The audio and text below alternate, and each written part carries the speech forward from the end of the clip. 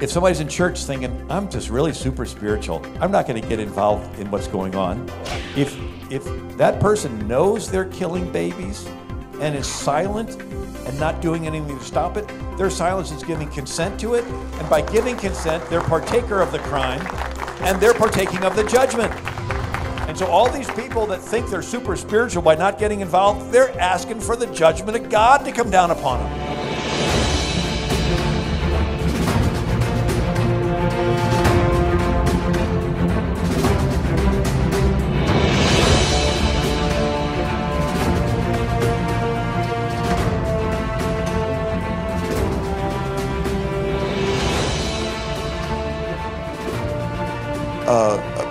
He needs no introduction. Let's put our hands together and welcome Dr. Bill Federer as he comes to the show.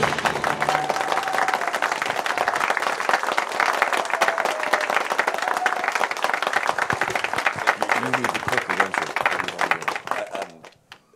I don't have the clicker. Okay, I'll get it for you. But great to be with you. And Jesse Lee Rogers is a great friend, and I'm so thrilled with him expanding city elders to other cities all across the country. And the Lord's really given you a revelation on the importance of Christians being involved in leadership in all these cities. My website's AmericanMinute.com, and I send out a daily history email. And so the most common form of government in world history is kings. Pharaoh, Caesar, Kaiser, Sultan, Tsar. And as the centuries go on, the kingdoms get bigger because with military advancements, the king can kill more people. Right? Instead of a bronze weapon, they're using an iron weapon or a phalanx spear or scimitar sword. And with technological advancements, the king can track more people. I mean, Augustus Caesar wanted to have a worldwide tracking system. It was called the census. If he could have had 5G and cell phones and cameras, he would have tracked people that way, right? And so the King of England was the biggest. America's founders broke away and flipped it and made the people the king. So a republic is where the people are king, ruling through representatives. And so the word citizen is Greek. It means co-king, right? Which adds a whole new dimension to Romans 13, right? Instead of you being in the Roman Empire, right? In America, the people are the ultimate authority, and the politicians are our servants. You hire them, you fire them, right? Anyway, so if democracies and republics are efforts to take the power of the king, give it to the people, what if the king wants the power back? Does he just go to the people and ask for it? Well, they tend to not want to give it up. And so there's two methods in which the king can take power back. One is fear. When people are afraid, they will trade freedom for security. Right? They panic. And then the second is free stuff. He's so nice giving away free stuff until you get dependent, and then he sets the hook like a fisherman. It's like a drug dealer takes over a neighborhood two ways. He can come in with guns, get everybody in fear, and they submit to the mob. Or he's so nice, he's giving away free drugs, and everybody gets hooked. And then he says, you want more free drugs? You're going to have to sell yourself into prostitution and give up your freedoms. And it's like a hunter catches animals with guns or bait. So it's a front door, back door. And the scriptures that go with this is fear of man bringeth a snare. Snare is a trap. So whenever you get into fear, you're going to be trapped. That's why the Bible over and over again says, fear not, walk in faith. Fear and faith are opposites. And then the second is free stuff. It says, but every man, when he's tempted, he's drawn away of his own lust and enticed and trapped. And so let's talk about fear. How do you create fear? You have to have discord. And so the Proverbs 133 says how good and pleasant it is for brethren to dwell together in unity. Everybody say unity. But Proverbs 6 says 6 things the Lord hates, and the last is he that soweth discord. Everybody say discord. Imagine being in heaven and somebody sows discord. Well, it happened. Lucifer, right? And a third of the angels cast out. And then he sows discord in the garden with Adam blaming Eve. And he sows discord and Cain kills Abel. And then you get to the Hebrew Republic, which is the first 400-year period before King Saul, which I write about is a total anomaly. So the most common form of government is kings, except for this first 400 years of Israel out of Egypt, no king. And it worked because every citizen was taught the law and personally accountable to God to follow the law. But this first 400-year period, you had 100,000 Midianites invade, and Gideon gets 30,000 Israelites, and God said, too many, tell everyone that's scared to go home. And so whittles it down to 10,000. Still too many. Go drink from a creek, whittles it to 300, and then God defeats them, the Midianites. And so there's peace. There's no threat to Israel. And then Gideon has an illegitimate son named Abimelech, and he wants power. And so he is the first one on record to do critical race theory. And There's Dr. Fansteel. It's great seeing you. Bless you. And so Abimelech goes to the town of Shechem, and he does this race politics. He says, is it better for you that the sons of Gideon reign over you? Remember also that I am your bone and your flesh. And his brethren spake of him in the ears of all the men of Shechem, and their hearts inclined to follow Abimelech, for they said, he is our brother. So forget whether he's good at ruling. He's just one of us. They identify on a flesh level. And then they go to the city treasury, and they take money to hire protesters, rioters, Antifa, BLM type. It says, and they gave him 70 pieces of silver out of the house of Baal-berith, wherewith Abimelech hired vain and worthless persons which followed him to do violence. And they went into his father's house at Ophir and slew his brethren. And then the men of Shechem made Abimelech king. So you have a country that's completely at peace, no threats, and somebody on the inside wants power, and so he has to sow division. He goes there, does this race politics, hires rioters, creates this domestic chaos, and then he usurps power. Now, the Hebrew Republic would have ended here rather than a century later with King Saul, had not someone thrown a millstone over the wall and it killed Abimelech. But let's fast forward. Italy, 500 years ago, was a bunch of city-states. Venice, Genoa, Naples, Florence, Siena, and they always fought. And Machiavelli thought if one prince could control all of Italy, it would stop the infighting. So he writes a book called The Prince, where he advocates the ends justifies the means. The end of one prince controlling all of Italy is such a good end, because it'll stop the infighting, that any means necessary to get there is justified. Lie, cheat, steal. So if a prince conquers a city and the people in the city don't want to be conquered, they would hate him. But if the prince pays criminals, like Abimelech did, to go in and create riots and burn things and smash things, the people will panic and cry out for help. They'll be in fear. And the prince will come in, and to get rid of the very criminals he bribed to create the mess, nobody will know the better for it, and everyone will praise the prince as a hero. Right? So it's good marketing. You create the need and fill it. You go around the back of the house and set it on fire, and then you go around the front of the house and sell them a fire extinguisher. And they'll pay anything for it and thank you for being there. So it's called Machiavellianism, where you create or capitalize on a crisis to consolidate control. You know that quote a little more recently with Rahm Emanuel saying, you don't ever want a crisis to go to waste. It's an opportunity to do important things that you would otherwise avoid. Or Hillary, I'm actually excited about this opportunity, this crisis.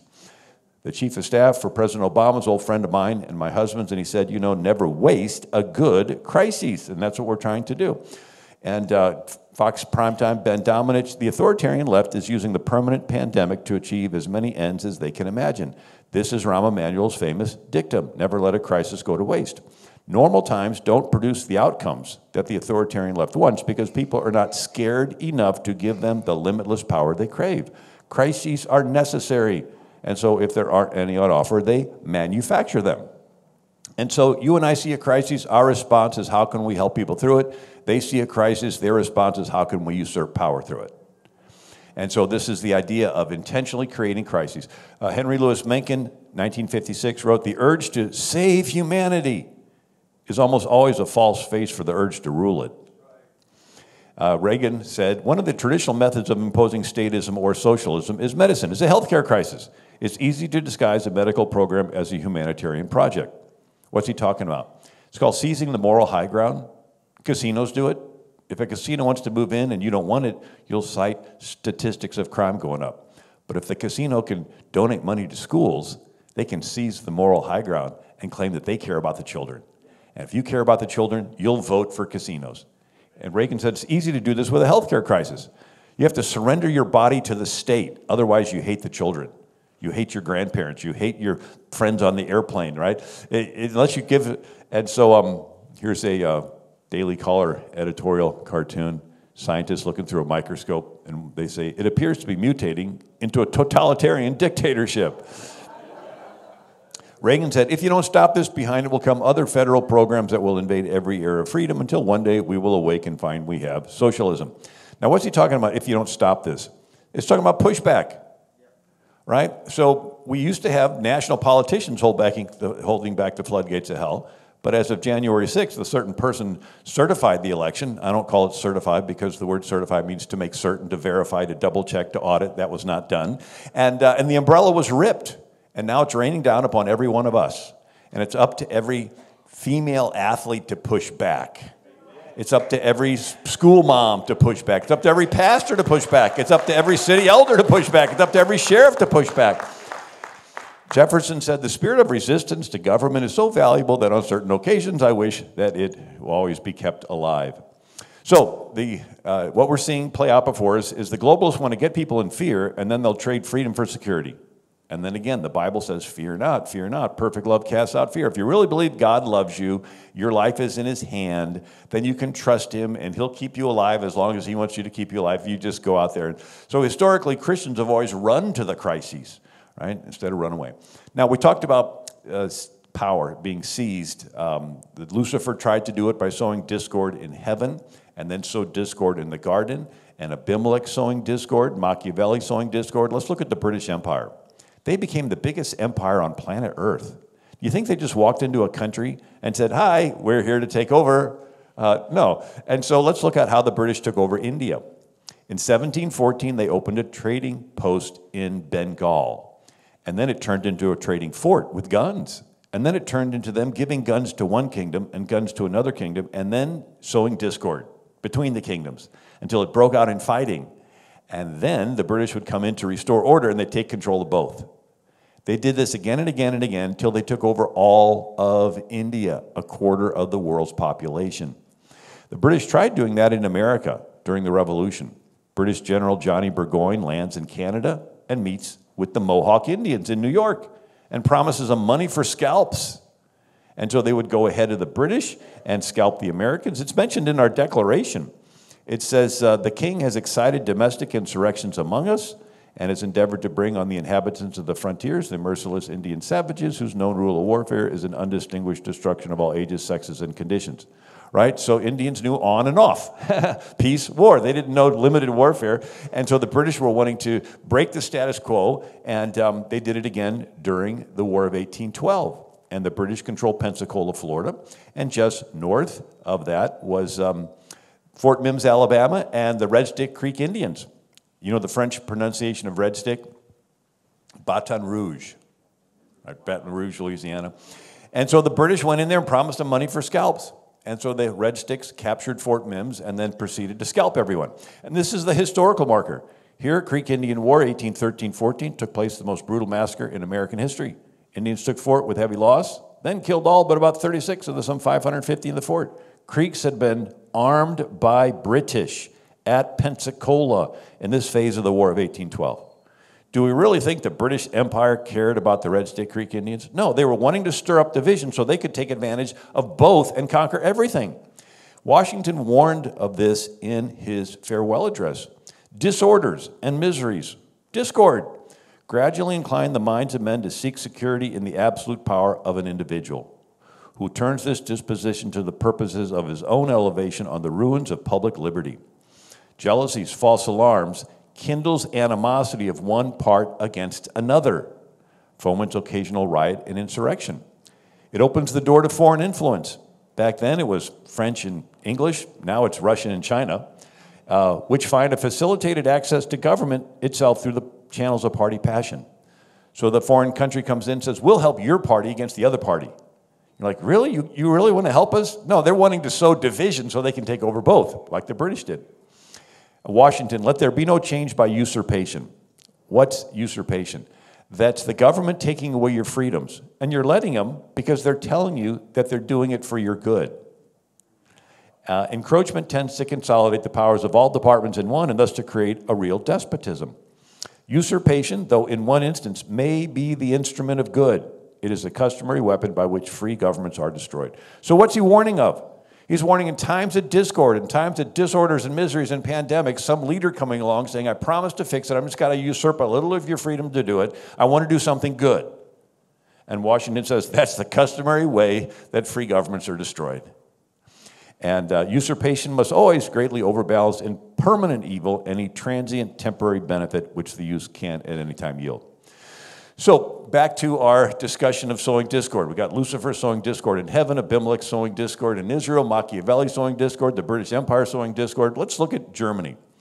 Napoleon conquers, and afterwards, the king of Prussia said, we can't get conquered that easy again. We need to strengthen the state. And he needs a philosopher, and he's got one named Hegel. who influenced Darwin and Karl Marx. And Hegel came up with this theory of dialectics. It's a triangle. One corner is a thesis, opposite corner is an antithesis or antithesis, top corner synthesis. Sounds complicated, but it's not. And so Karl Marx says the thesis is the status quo. People have learned to get along with each other, and they've been this way for decades, and you have to disrupt the status quo. You have to sow discord. You have to create a problem that's really bad so everybody panics in fear.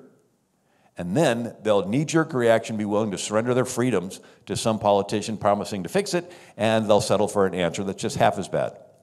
And then that becomes the new starting point. They create another problem that's real bad, and everybody panics in fear and surrenders some more of their freedom to settle for an answer that's just half as bad.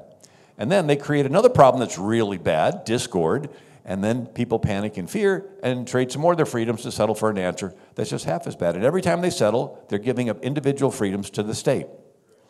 And so Karl Marx said, how do you create a problem that's real bad? You got to sow discord. And so you'd send in agitators, agent provocateurs, community organizers, Abimelechs, the British Empire, Machiavelli. You got to go in, find groups with grievances, and then stir them up and organize them to riot. And so Karl Marx called this critical theory. And you would go into a country and observe all the groups, economic groups, religious groups, ethnic groups, and then you would call some victims and others oppressors, haves and have-nots, and you pit them against each other until it broke out into riot, and everybody gets into fear, and that's when they usurp power. So originally it was critical economic theory with the proletariat versus the bourgeois, which is the working class versus the business owners, or the poor versus the rich, or the blacks versus the whites, or the Catholics versus Protestants, Muslims against Christians, Hutus against the Tutsis in the Congo and Rwanda. The people there thought of themselves as one, but the Belgian and German colonizers come in and look at them and their features and say, you're a Hutu and you're a Tutsi. They literally create artificial racial distinctions that had not been there before. Then they pitted them against each other until they broke out into genocide. And then the colonizing power could come in and take over both. Could you imagine the government breaking people into groups and pitting them against each other? And Castro said the revolution needs the enemy. The revolutionary needs his antithesis, which is the counter-revolutionary. And if enemies were lacking, they had to be fabricated. You can't organize people against nothing to get them into fear, to give up their freedoms. There's got to be something to organize against. And if there isn't anything, you got to make it up. Right? You got to make up, white nationalists or supremacists or something that doesn't exist, but you want to create something that you can build a fear against so that you can usurp power. And Jesus identified this, Mark 3:24, if a kingdom be divided against itself, that kingdom cannot stand. So how do you destroy a marriage? You sow discord. How do you destroy a family? Sow discord. How do you destroy a church? Sow discord. How do you destroy a nation? Sow discord. And it's like introducing an autoimmune disease into the body politic. What's an autoimmune disease? That's where your own immune system starts attacking your own organs. You got a war going on inside of your body. And so this is the tactic. Patriotism is the enemy. You get everybody to identify with subgroups, and then you pit the subgroups against each other to sow division and chaos, weakens the body, and then you can take control.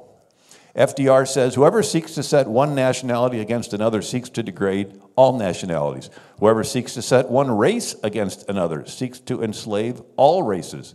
The so-called racial voting blocs are the creation of designing politicians who profess to be able to deliver them on Election Day. FDR, again, 1942, remember the Nazi technique, pit race against race, religion against religion, prejudice against prejudice, divide and conquer. Charles Barkley, NBA player, CBS Sports Panel, April 3rd, 2021, said, man, I think most white people and black people are great people. I really believe that in my heart. But I think our system is set up where our politicians, whether they're Republicans or Democrats, are designed to make us not like each other so they can keep their grasp of money and power. They divide and conquer. We're so stupid following our politicians. Their only job is, hey, let's make the whites and blacks not like each other. Let's make the rich people and the poor people not like each other. Let's scramble the middle class. I truly believe that in my heart, right? Now, you do have some good politicians, right? And there's some here, but that's his point of view. Now, in 1963, Malcolm X said, the white liberal differs from the white conservative. Both want power, But the white liberal has perfected the art of posing as the Negro's friend and benefactor to use the Negro as a pawn or a political weapon in this political football game, and the white liberals control the ball. So how did this division begin to come to America? 1894, Chicago has the Pullman Railroad Car Company, and they have an economic downturn and a lot of workers that aren't being paid who have grievances. And someone came in to organize them named Eugene Debs. And you know him because Bernie had his picture on the wall. And so Eugene Debs finds these people with legitimate grievances and organizes them to protest and riot and do violence, like Abimelech did. And they destroy $80 million worth of railroad cars, spreading to 27 states. And since everything in America is shipped on railroad, the entire country is paralyzed and come to a screeching halt. Could you imagine people organizing rioting and burning of things in cities all across America? And so then Eugene Debs started the Socialist Party of America, and he ran for president 5 times between 1900 and 1920. One time he ran for president from prison. And then in 1920, branching off is the Communist Party USA, and they run candidates for president every year from 1920 to 1940. What happened in 1940? Democrat President Franklin Roosevelt makes a treaty with Stalin during World War II. And the Communist Party USA says, why should we run our own candidates? Let's just back Democrat candidates. And they began to infiltrate that party. So much so that Ronald Reagan said, I didn't leave the Democratic Party, the party left me. And I met Zell Miller years ago, the last Democrat, pro-life U.S. senator, and he said, unfortunately, the National Democratic Party has been taken over by the very liberal left-wing leaning special interest groups in Washington. So he observed this. But lest we think they only want one party, they're after rhinos. Here's what Congressman Albert Herlong wrote in 1963, listing the communist tactics to take over America, is capture one or both of the political parties. Resist any attempt to outlaw the Communist Party. Do away with loyalty oaths or pledges of allegiance. Anyway, so we talked about Lucifer sowing discord in heaven, sowing discord in the garden, sowing discord with Abimelech, sowing discord with Machiavelli, sowing discord with the British Empire. Hegel talks about sowing discord, and Eugene Debs taking advantage of this discord. But now we're up to the 1920s and 30s, Germany. And they're a republic. And then someone starts a party. It's called the National Socialist Workers' Party, or Nazi, and the head of it is Hitler. And the party has an under-the-table violent group to it, sort of like an Abimelech, sort of like a Machiavelli, sort of like and this under-the-table group is called Brown Shirts. They're nicknamed Sturmabteilung, which means stormtroopers, because they would storm into the meetings of Hitler's opponents and disrupt the meeting and shout down the speakers. And then they would lock arms and block access to public buildings. Could you imagine people locking arms in public and blocking things?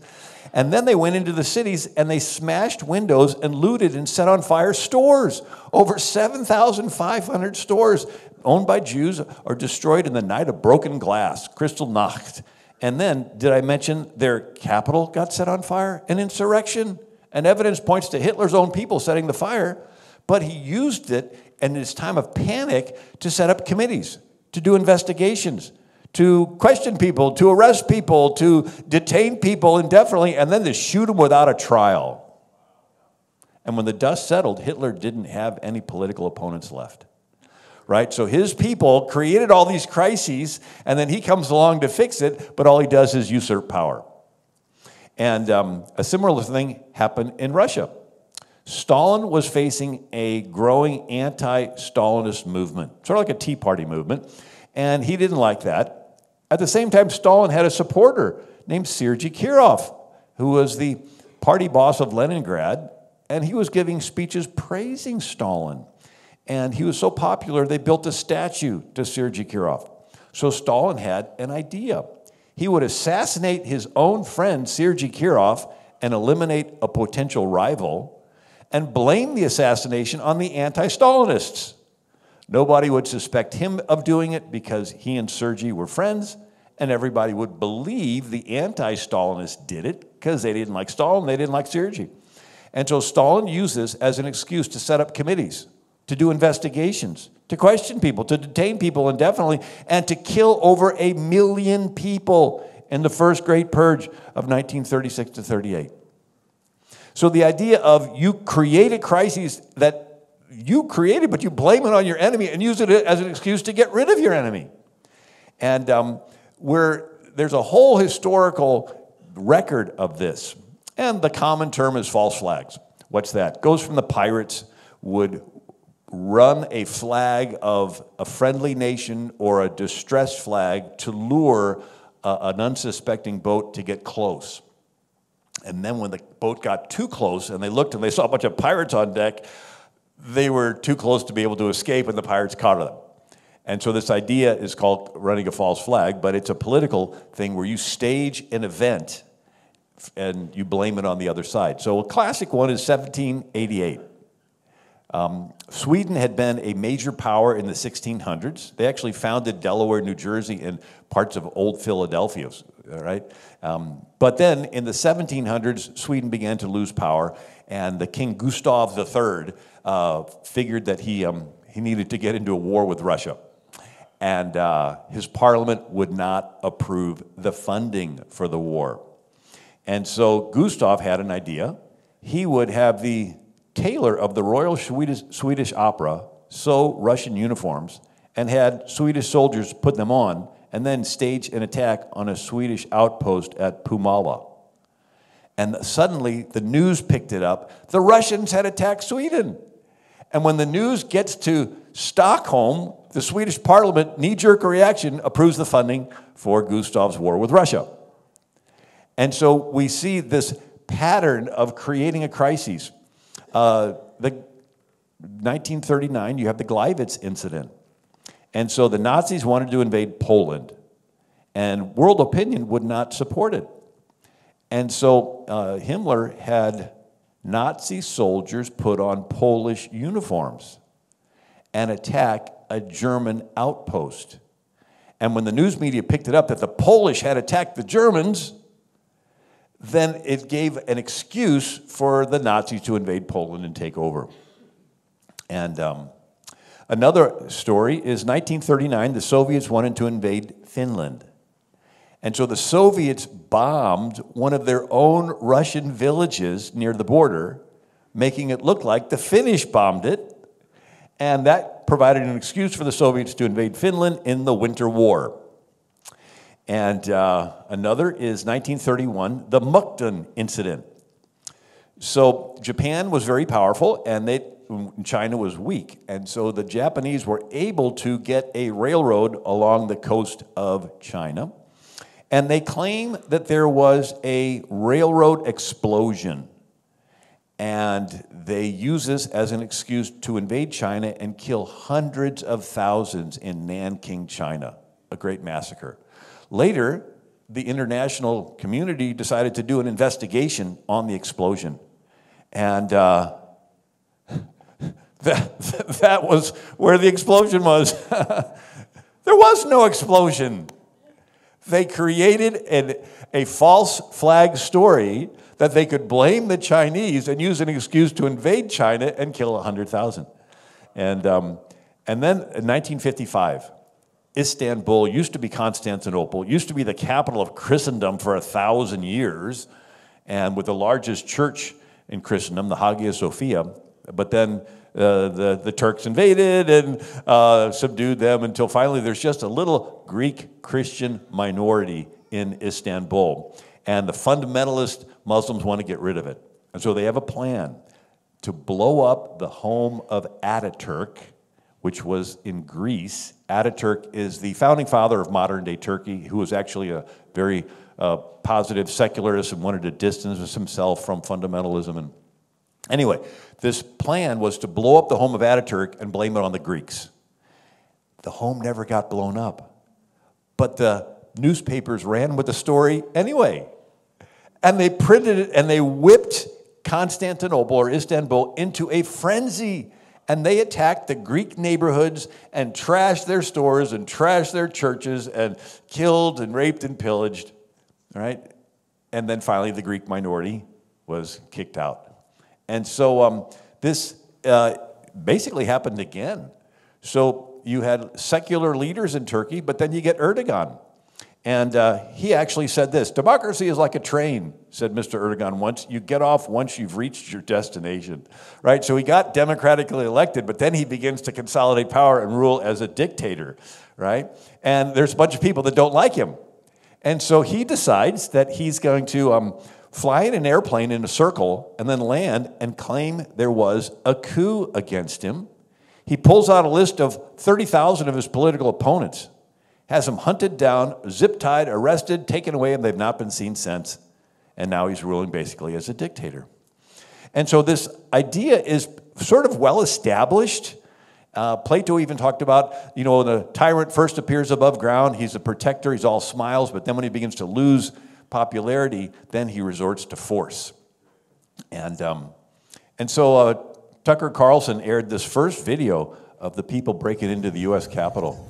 And I want you to pay attention to the first group of assailants as they break into the building. The second man through the window is wearing full tactical body armor and is carrying a baseball bat. Yeah, and they came in a military strategy. One went this way, one went this way, one went this way, right? And there were no group of people dressed in black at the Trump rally. And they sort of looked like they knew what they were doing. And then it comes out that there were FBI operatives helping to facilitate this. And more articles come out. Federal assets embedded in the Capitol 6. And then we have a guy named Ray Epps, who the night before is on video saying, we got to break into the Capitol, we got to break into the Capitol, which proves that it wasn't a spontaneous response to Trump's speech.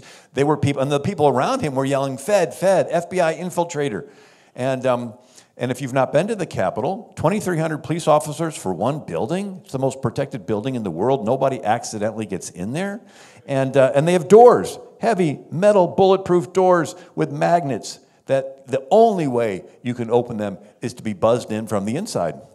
And there was a stand-down order. And then we see that it looks like an entrapment. So here's Todd Starnes. I was with him 2 weeks ago in Memphis. But here's an article. Tons of FBI informants involved in January 6th, says a reporter. And so they got this New York Times reporter that says it was overblown fake trauma, fake news full of FBI informants. Very similar to the kidnapping attempt of Governor Whitmer in Michigan. And it comes out, FBI plotted the kidnapping and then was going to blame it on a bunch of low IQ guys that one of them thought they were going to the bar to have beers. Another one said that the guy gave him marijuana. And these were low IQ guys, and the FBI paid for everything, organized everything, planned everything. And so it's called an entrapment. And in psychology, it's called psychological projection. Sigmund Freud coined the term, where rude people call those they don't like rude. Right? Have you ever met anybody? Little kids do it. I didn't start the fight, you did. And so this has gotten into politics. It's called blame shifting. Accuse others of what you do. Orwell called it doublespeak. But David Axelrod was the campaign manager for a previous president. And on NPR News 2010, he said, in Chicago, there was an old tradition of throwing a brick through your own campaign office window and then calling a press conference to say you've been attacked. So you do the crime and you blame it on your opponent. It's very effective.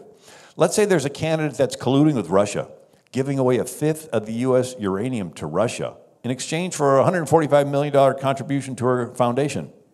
She wants to pay for a Steele dossier to accuse her opponent of colluding with Russia. His name gets smeared with it in the media, and most people don't think past the headlines. And if it ever gets pointed back at her, by that time the water's muddied. The public doesn't know who to trust, and she gets a pass. And if she really gets caught, all she has to do is pay a $113,000 fine to the FEC. 4 years of putting Trump through all of it, and all she does is, let's say there's another candidate that's extorting Ukraine, saying, stop investigating my son, or I'm going to hold back billions of U.S. aid. And he's on record on C-SPAN saying it. You want to accuse your opponent of extorting Ukraine and have him go through a mock impeachment. So they use this against you every day. They call you intolerant when they're the intolerant ones. They call you hateful when they're the hateful ones. They call you racist when they're the racist ones. They want to project their negative traits upon you.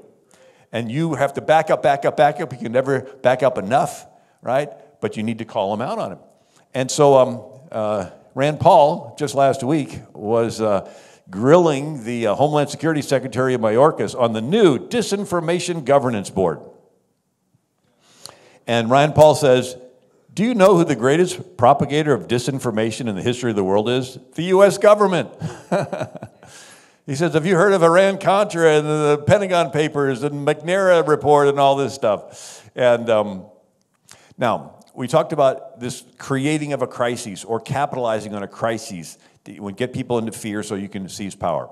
We talked about Lucifer sowing discord in heaven, sowing discord in the garden, Adam blaming Eve, sowing discord, Cain killing Abel, Abimelech sowing discord to seize power, Machiavelli, the idea of sowing discord to seize power, the British Empire sowing discord to seize power.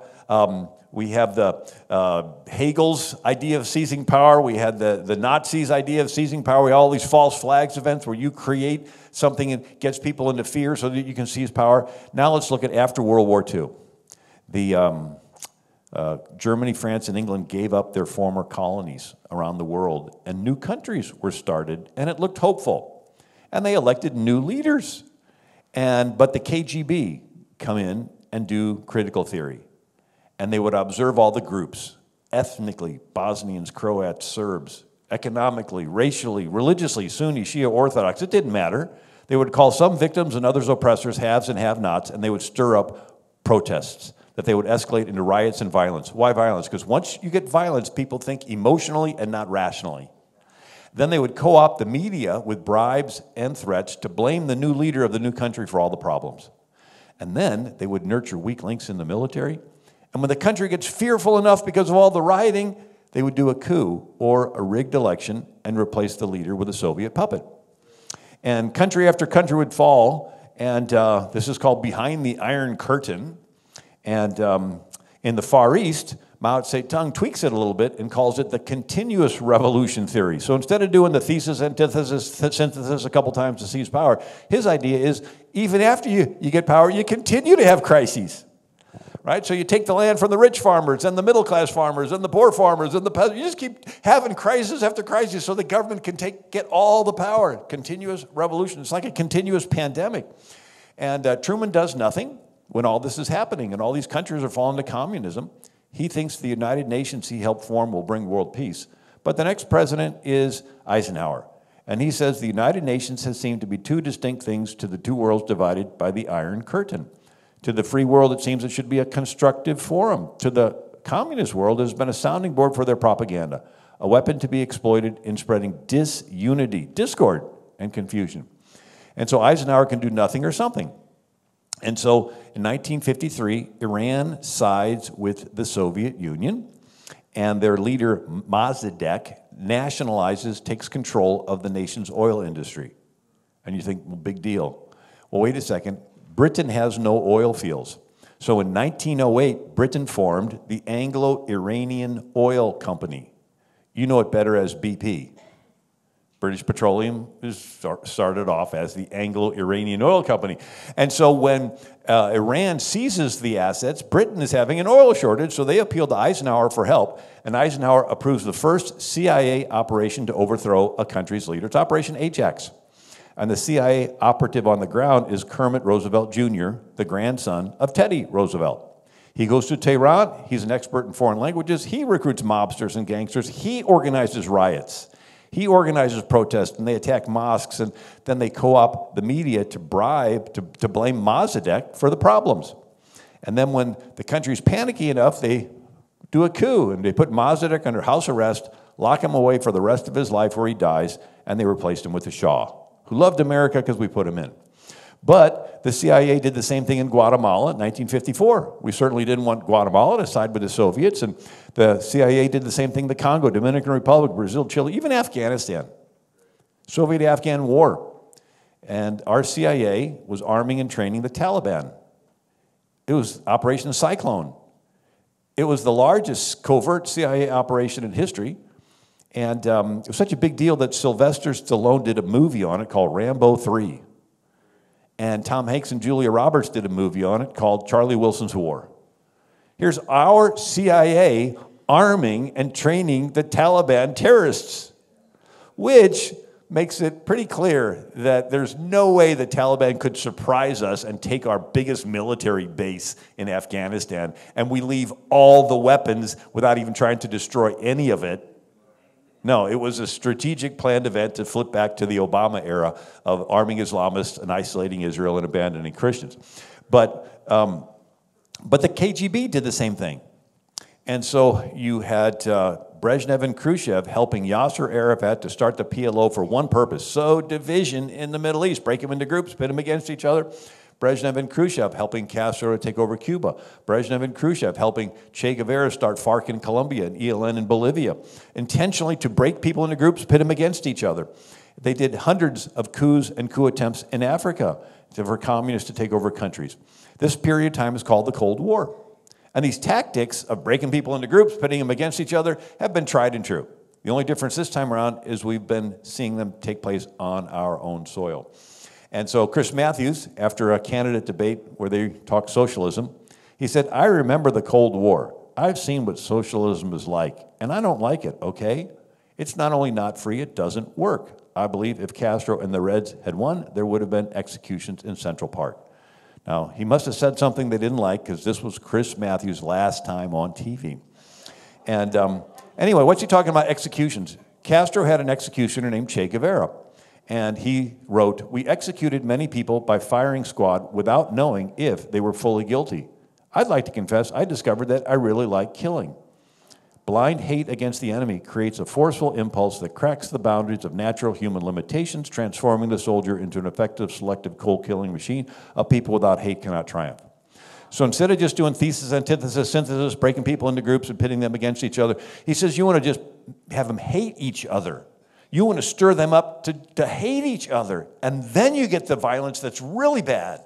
And now getting closer to home, Chicago has a gangster, Al Capone, and a hitman named Frank Nitti. And riding around with Frank Nitti was Saul Alinsky, who was young at the time. And Saul Alinsky said, "Gee, all Frank Nitti had to do was kill a few people in Chicago and smash a few windows, and everybody in the neighborhood would panic and fear and trade their freedom for security."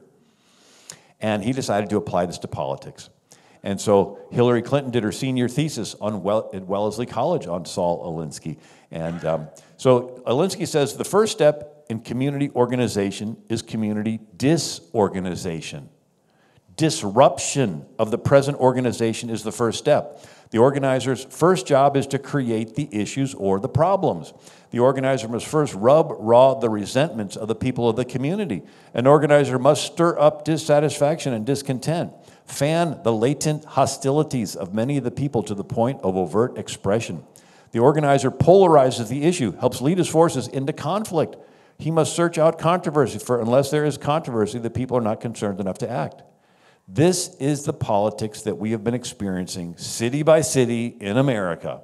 And to top it off, in the front of his book, Alinsky has an acknowledgement to Lucifer. Lest we forget, at least an over-the-shoulder acknowledgement to the first radical known to man who rebelled against the establishment, did it so effectively he at least won his own kingdom, Lucifer. We started off talking about Lucifer sowing discord in heaven, sowing discord in the garden, sowing discord with Abimelech, right? Machiavelli sowing discord, the British Empire sowing discord, the Hegel sowing discord, the Nazis sowing discord, right? We see this strategy. And the only answer to it is forgiveness, right? And instead of canceling your enemies, you forgive your enemies. But we see this crises that have been happening all across America. And they all seem to be organized. You know, I spoke in Emporia, Kansas. Former state rep rented the city hall, and they told me, yeah, somebody dropped a pallet of bricks off right where they were going to have a peaceful protest.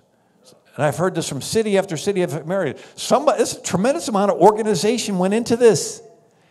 Where's the NSA? I thought they were monitoring everybody. Well, shouldn't they have known about this, or did they? And then some places people won't riot; they just forgive, and so they import people from other countries that have a predisposition to rioting. And now we look at the COVID response. The first thing was to let criminals out of jail. Did you catch that? That was pretty odd, wasn't it? And then crime goes up in the cities. It's like, okay, let criminals out, crime goes up. And some people feel unsafe in the big cities, they move out. Who?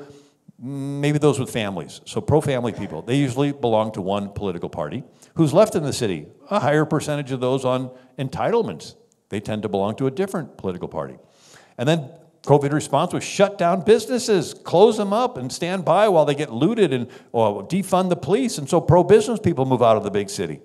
And then churches are shut down where social conservatives gather. And then schools are closed so kids indoctrinated with Hate America and 1619 Project can get out and riot. And net COVID response was more people of one political party leave the city, leaving the other party with monopoly control of city politics. And whoever controls the big city and wins it in elections wins the entire state. And whoever wins the state gets all the electoral votes for the state, and the president's elected by electoral votes. The domino effect. Did you know only 6 cities determined the last election? Right? All you needed was the political machines and have violence and have one party leave, the other one takes control. Milwaukee, Philadelphia, Phoenix, Atlanta, Las Vegas, Detroit. They win those 6 cities, they get the whole state.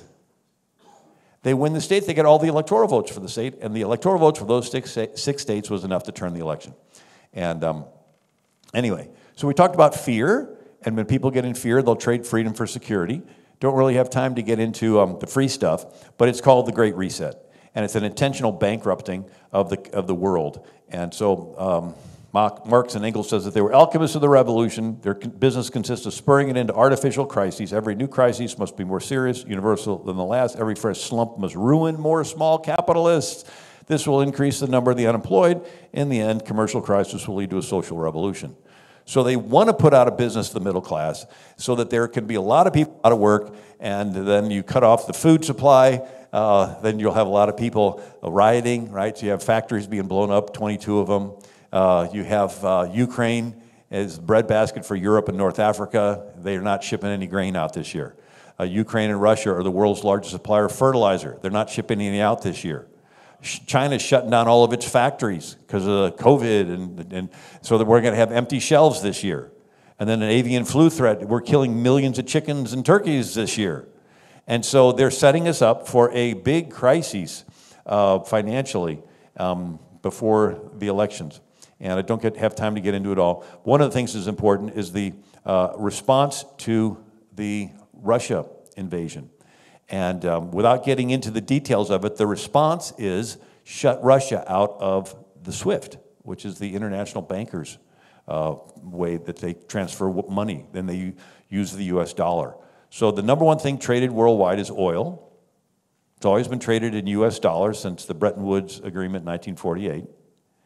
And Russia's the 3rd largest supplier of oil. And if they're shut out from selling oil in US dollars, they're going to sell it in something else. And then Biden won't even take the phone call from the Prince of Saudi Arabia, who's concerned of Iran, because Saudi Arabia is sort of an enemy of Iran, and Biden is backing Iran.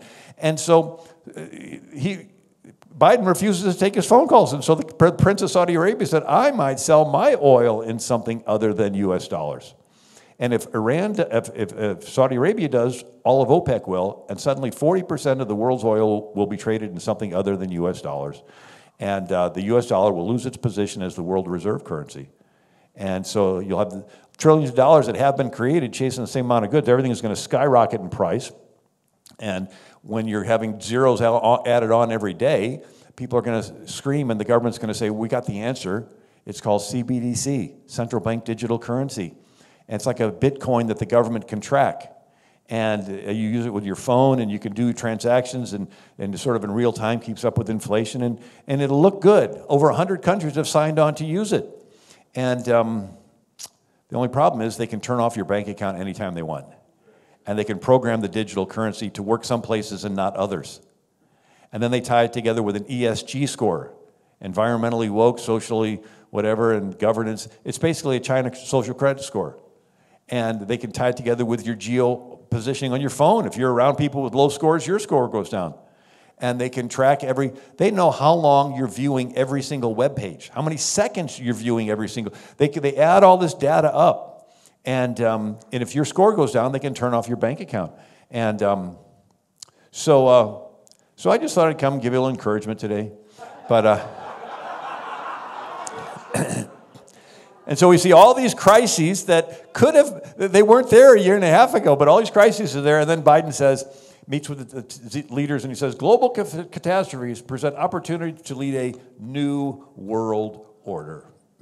And anyway, so there's a lot more there. But imagine if we lived at a time when Solomon died, his son Rehoboam is about to take over, and we get word that Jeroboam is coming back from Egypt, and he's going to take 10 of the tribes and split them away.